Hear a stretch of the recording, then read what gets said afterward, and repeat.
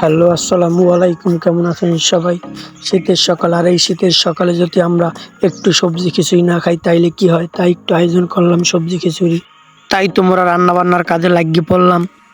রান্না করার জন্য প্রথমে দরকার দাউড়, তাই একটু দাঁড় টুকাইতে আসি, একটু দাঁড় টুকাইয়ে নিলাম, ওইগুলো দিয়ে রান্না করতে হইবে।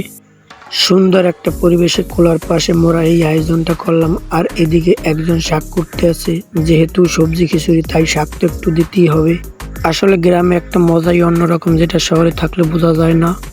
এইটা জোলার খাওয়া খায় হেয়ের লগে আরো কদুহা খেতে গেছে, যাতে বেশি হয়, না হলে তো আর হইবে না। সবকিছু তাজা নিজেদের হাতে তুলে তারপরে রান্না করে খাওয়ার একটা মজাই থাকে অন্যরকম। যেমনি শীতের সকালটা সুন্দর, তেমনি সবজি খিচুড়িটাও সুন্দর। তো আমাদের সবকিছুই ক্ষেত থেকে তোলা ক্লিয়ার, এখন শুধু আমাদের এগুলো কোটাকুটি করে রান্না বান্না করলেই হবে। তো কোটাকুটির জন্য একজনে কোটাকুটি শুরু করে দিয়েছে অলরেডি। সে আবার মহিলাদের কাজে খুবই দক্ষ, সে আবার এগুলো সুন্দরভাবে করতে পারে। আর এদিকে আমরা ডিম সিদ্ধ করার জন্য চুলা জ্বালাই দিতেছি। আর এইরকম ছোটবেলায় কে কে বাগানে বসে বন ভাত খাইছেন কমেন্ট করে জানাবেন কিন্তু অবশ্যই। শীতের সময় গ্রামে একটা মজা অন্যরকমই থাকে, আরো যদি এইরকম বন ভাত খাওয়া যায় বাগানে বসে তাইলে তো আর কথাই হয় না। সেই একটা পরিবেশ, সেই একটা খাবার। খালি অগো দেয়, মরে মোটেও দেয় না, তাই একটু মরেও মুই দেখাই নিলাম। আর এইদিকে কাকু দুইটা মূলো দিয়ে গেছে, এই মূলো দুইটা আবার করতেছে কোটাকুটি প্রায় শেষ পর্যায়ে, আর একটু পরেই রান্না বান্নার কাজ শুরু হয়ে যাবে।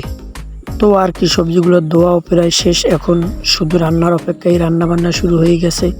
আগে সবজিগুলো সিদ্ধ করে নিতেছে যাতে চালের সাথে মিশে যায়। গেলবার চালের সাথে মিশে নাই, তাই এবার আগে থেকে এগুলো সিদ্ধ করে নিলাম। আর চালগুলো ভাজি করে নিতেছে সুন্দরভাবে। পরে চাল আর সবজি দিয়ে ডাকিয়ে থইবে, তাইলে হয়ে যাইবে। কইতে কইতে হয়ে গেল মগো খিচুড়ি রান্না। ও কি সুন্দর বাস, দেখতে কত সুন্দর।